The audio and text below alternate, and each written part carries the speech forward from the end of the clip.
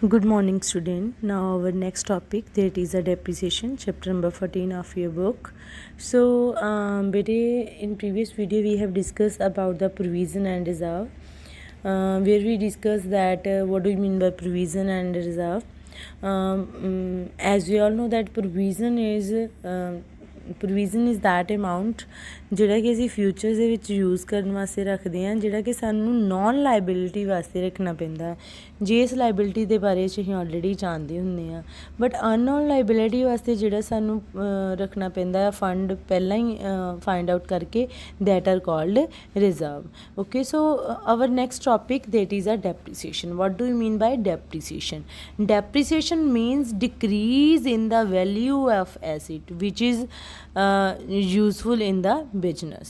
Okay, so depreciation ਕੀ ਹੁੰਦਾ ਹੈ ਬੇਟੇ? ਜਦੋਂ ਡੈਪਰੀਸੀਏਸ਼ਨ ਦੇ ਵਿੱਚ ਅਸੀਂ ਆਪਣੀਆਂ ਐਸਟ ਦੀ ਵੈਲਿਊ ਨੂੰ ਡਿਕਰੀਜ਼ ਕਰਦੇ ਹਾਂ। ਫਾਰ ਐਗਜ਼ਾਮਪਲ ਬੇਟੇ, ਅਗਰ ਅਸੀਂ ਬਾਈਕ ਲੈਂਦੇ ਹਾਂ, ਓਕੇ, ਅਤੇ ਚਾਹੇ ਅਸੀਂ ਵਿਦਿਨ 20 ਡੇਜ਼ ਜਾਂ ਵਿਦਿਨ 1 ਵੀਕ 1 ਮੰਥ ਜਾਂ 1 ਈਅਰ ਅਗਰ ਅਸੀਂ ਉਸ ਮਸ਼ੀਨ ਨੂੰ ਬਾਈਕ ਨੂੰ ਅਸੀਂ ਸੈੱਲ ਕਰ ਦਿੰਦੇ ਹਾਂ ਅਤੇ ਸਾਨੂੰ ਉਹਦੀ ਉਨੀ ਅਮਾਊਂਟ ਨਹੀਂ ਮਿਲਦੀ ਜਿੰਨੀ ਅਮਾਊਂਟ ਸਾਡੇ ਕੋਲ ਐਕਚੁਅਲੀ ਅਸੀਂ ਜਿੰਨੀ 'ਤੇ ਉਹ ਬਾਈਕ ਜਿਹੜੀ ਆ ਖਰੀਦੀ ਹੁੰਦੀ ਆ। ਓਕੇ, ਸੋ ਜਿਹੜੀ decreases in the value of asset ਹੋ ਜਾਂਦੀ ਆ ਉਹਨੂੰ ਕੀ ਕਿਹਾ ਜਾਂਦਾ ਹੈ? Depreciation. Okay, so let us start with the meaning of depreciation. The monetary value of an asset decrease over time due to use, wear and tear or obsolescence. Monetary value ਜਦੋਂ ਸਾਡੇ ਐਸਟ ਦੀ ਡਿਕਰੀਜ਼ ਹੋ ਜਾਂਦੀ ਹੈ, ਚਾਹੇ ਉਹਨੂੰ use ਕਰਨ ਦਾ ਕਰਕੇ ਜਾਂ ਜਦੋਂ ਉਹਦੀ ਵੀਰ ਐਂਡ ਟੇਅਰ ਹੋ ਜਾਂਦੀ ਹੈ, ਟੁੱਟ ਭੱਜ ਹੋ ਜਾਂਦੀ ਹੈ, ਜਾਂ ਆਬਸੋਲੈਂਸਿਸ ਮਤਲਬ ਜਿਹੜਾ ਉਹਦੇ 'ਚ ਰॉ ਮਟੀਰੀਅਲ ਪੈਂਦਾ ਆ, ਜੇ ਉਹ ਖਰਾਬ ਹੋਵੇ ਅਤੇ ਉਹਦੇ ਨਾਲ ਜਿਹੜੀ ਸਾਡੀ ਮਸ਼ੀਨ ਟੋਟਲੀ ਡੈਮੇਜ ਹੋ ਜਾਂਦੀ ਆ, ਉਹਦਾ ਕਰਕੇ ਜਿਹੜੀ ਸਾਡੀ ਐਸਟ ਦੀ ਮੋਨੇਟਰੀ ਵੈਲਿਊ ਦੇ ਵਿੱਚ ਡਿਕਰੀਜ਼ ਹੋ ਜਾਂਦਾ ਹੈ, ਉਹਨੂੰ ਕੀ ਕਿਹਾ ਜਾਂਦਾ ਹੈ? ਡੈਪਰੀਸੀਏਸ਼ਨ। ਸੋ ਦਿਸ ਡਿਕਰੀਜ਼ ਇਜ਼ ਮੇਜਰ ਐਜ਼ ਡੈਪਰੀਸੀਏਸ਼ਨ। ਜਿਹੜੀ ਸਾਡੀ ਐਸਟ ਦੀ ਡਿਕਰੀਜ਼ੇਸ਼ਨ ਹੁੰਦੀ ਹੈ ਨਾ, ਡਿਕਰੀਜ਼ ਹੁੰਦੀ ਆ, ਉਹਨੂੰ ਅਸੀਂ ਕੀ ਕਹਿੰਦੇ ਹਾਂ? ਡੈਪਰੀਸੀਏਸ਼ਨ। Description ਬੇਟੇ, depreciation that is a decrease in an asset value may be caused by a number of other factors as well such an unfavorable market condition etc. ਕਈ ਵਾਰ ਬੇਟੇ ਮਾਰਕੀਟ ਕੰਡੀਸ਼ਨਸ ਦੇ ਮਤਲਬ ਚੇਂਜ ਹੋਣ ਦੇ ਨਾਲ ਵੀ ਸਾਡੇ ਐਸਟ ਜਿਹੜੀ ਆ ਉਹਦੀ ਵੈਲਿਊ ਜਿਹੜੀ ਡਿਕਰੀਜ਼ ਹੋ ਜਾਂਦੀ ਹੈ। ਫਾਰ ਐਗਜ਼ਾਮਪਲ ਅਸੀਂ ਅਗਰ ਕਹਿੰਦੇ ਹਾਂ ਕਿ ਟਰੈਂਡ ਚਲਾ ਗਿਆ, ਠੀਕ ਹੈ, ਸਪੋਜ਼ ਕਰੋ ਤੁਸੀਂ ਆਪਣੇ ਆਫਿਸ ਦੇ ਵਿੱਚ ਜਿਹੜਾ ਫਰਨੀਚਰ ਰੱਖਿਆ ਹੋਇਆ ਆ ਉਹਨੂੰ ਤੁਹਾਨੂੰ 2 ਜਾਂ 3 ਸਾਲ ਬਾਅਦ ਚੇਂਜ ਕਰਨਾ ਪੈਂਦਾ ਹੈ। ਜਦੋਂ ਤੁਸੀਂ ਕਹਿੰਦੇ ਕਿ ਟਰੈਂਡ ਚਲਾ ਗਿਆ, ਇਹਦਾ ਟਰੈਂਡ ਚਲਾ ਗਿਆ ਆ, ਹੁਣ ਅਸੀਂ ਨਵਾਂ ਫਰਨੀਚਰ ਜਿਹੜਾ ਉਹਨੂੰ ਯੂਜ਼ ਕਰਾਂਗੇ। ਸੋ ਮਾਰਕੀਟ ਕੰਡੀਸ਼ਨ ਹੁੰਦੀ ਹੈ ਨਾ ਕਿ ਜਿੱਦਾਂ ਦਾ ਤੁਹਾਡਾ ਕੰਪੀਟੀਟਰ ਪ੍ਰੋਡਕਟ ਯੂਜ਼ ਕਰਦਾ ਪਿਆ, ਉਹਦੇ ਅਕੋਰਡਿੰਗ ਹੀ ਤੁਸੀਂ ਆਪਣਾ ਪ੍ਰੋਡਕਟ ਜਿਹੜਾ ਉਹਨੂੰ ਯੂਜ਼ ਕਰੋਗੇ। ਓਕੇ, ਸੋ ਉਸ ਤੋਂ ਬਾਅਦ ਬੇਟੇ ਦੇਰ ਆਰ ਮੈਨੀ ਕਾਜ਼ਿਜ਼ ਆਫ ਡੈਪਰੀਸੀਏਸ਼ਨ। ਬੜੀਆਂ ਕਾਜ਼ਿਜ਼ ਹੁੰਦੀਆਂ ਨੇ ਡੈਪਰੀਸੀਏਸ਼ਨ ਦੀਆਂ ਜਿਹੜੀਆਂ ਤੁਹਾਡੇ ਕੋਲ ਆਉਂਦੀਆਂ ਨੇ। First is all wear and tear. Wear and tear ਦਾ ਮਤਲਬ ਕੀ ਹੁੰਦਾ? ਟੁੱਟ ਭੱਜ ਹੋ ਜਾਣੀ। ਜਦੋਂ ਐਸਿਡ ਜਿਹੜੀ ਹੈ ਤੁਸੀਂ ਯੂਜ਼ ਕਰਦਿਆਂ ਜਿਹੜੀ ਤੁਹਾਡੀ ਉਹਦੇ ਲਾਈਫ ਸਪੈਨ ਦੇ ਵਿੱਚ ਮਤਲਬ ਯੂਜ਼ ਹੋਣ ਦੇ ਨਾਲ ਨਾਲ ਜਿਹੜੀ ਉਹਦੀ ਘਿਸਾਵਟ ਹੋਈ ਆ, ਠੀਕ ਆ, ਜਾਂ ਯੂਜ਼ ਹੋਣ ਦੇ ਨਾਲ ਜਿਹੜੀ ਉਹਦੀ ਟੁੱਟ ਭੱਜ ਹੋਈ ਆ, ਉਹਦੇ ਹੋਣ ਦੇ ਨਾਲ ਜਿਹੜੀ ਤੁਹਾਡੀ ਐਸਿਡ ਦੀ ਵੈਲਿਊ ਡਿਕਰੀਜ਼ ਹੁੰਦੀ ਆ, ਉਹਨੂੰ ਕੀ ਕਿਹਾ ਜਾਂਦਾ ਆ? Wear and tier.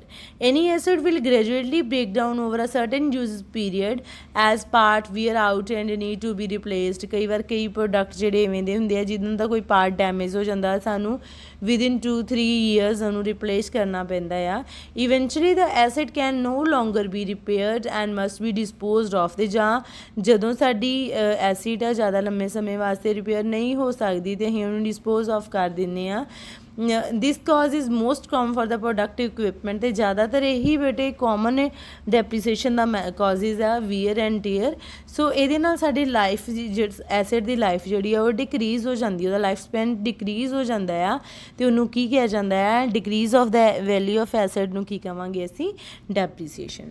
ਉਸ ਤੋਂ ਬਾਅਦ ਸਾਡੇ ਕੋਲ ਸੈਕਿੰਡ ਕਾਜ਼ ਆਉਂਦਾ ਹੈ, ਦੈਟ ਇਜ਼ ਇਨਐਫੀਸ਼ੀਐਂਸੀ, ਆਬਸੋਲੈਂਸਿਸ। ਆਬਸੋਲੈਂਸਿਸ ਮਤਲਬ ਕਿ ਜਦੋਂ ਐਬਸੋਲਿਊਟਲੀ ਕੁਛ ਇਕਵਿਪਮੈਂਟ ਜਿਹੜੀ ਉਹਨਾਂ ਦੀ ਐਫੀਸ਼ੀਐਂਸੀ ਡਿਕਰੀਜ਼ ਹੋ ਜਾਂਦੀ ਆ, ਉਹ ਆਪਣਾ ਵਰਕ ਜਿਹੜਾ ਪ੍ਰੋਪਰ ਮੈਨਰ ਦੇ ਨਾਲ ਨਹੀਂ ਕਰਦੇ। ਫਾਰ ਐਗਜ਼ਾਮਪਲ ਬੇਟੇ ਸਾਡਾ ਫੈਨ ਹੀ ਆ, ਆਫਟਰ 2-3 ਈਅਰ ਜਦੋਂ ਫੈਨ ਜਿਹੜਾ ਆ ਉਹ ਥੋੜ੍ਹਾ ਜਿਹਾ ਘੱਟ ਚੱਲਣ ਲੱਗ ਜਾਂਦਾ, ਜਾਂ ਇਹਦੇ ਵਿੱਚ ਪੈਣ ਵਾਲੇ ਸੈੱਲ ਵਗੈਰਾ ਜਿਹੜੇ ਉਹ ਵੀਕ ਹੋ ਜਾਂਦੇ ਨੇ, ਤਾਂ ਸਾਨੂੰ ਉਹਨਾਂ ਨੂੰ ਰਿਪਲੇਸ ਕਰਨਾ ਪੈਂਦਾ ਆ। So that is called obsolescence. some equipment will be rendered obsolete by more efficient equipment which reduce the usability of the original equipment. ਜਦੋਂ ਛੋਟੀਆਂ ਛੋਟੀਆਂ ਚੀਜ਼ਾਂ ਜਿਹੜੀਆਂ ਉਹ ਡੈਮੇਜ ਹੋ ਜਾਂਦੀਆਂ ਉਹਦਾ ਕਰਕੇ ਫੁੱਲ ਫਲੈਜ ਐਸਿਡ ਜਿਹੜੀ ਆ ਉਹ ਵਰਕ ਕਰਨਾ ਬੰਦ ਕਰ ਦਿੰਦੀ ਆ, ਉਹਨੂੰ ਕੀ ਕਿਹਾ ਜਾਂਦਾ ਆ, ਆਬਸੋਲੈਂਸੀਜ਼। ਉਸ ਤੋਂ ਬਾਅਦ ਬੇਟਾ ਜੀ ਸਾਡੇ ਕੋਲ ਆਉਂਦਾ ਹੈ next, that is a natural resource ਯੂਜ਼ੇਜ਼।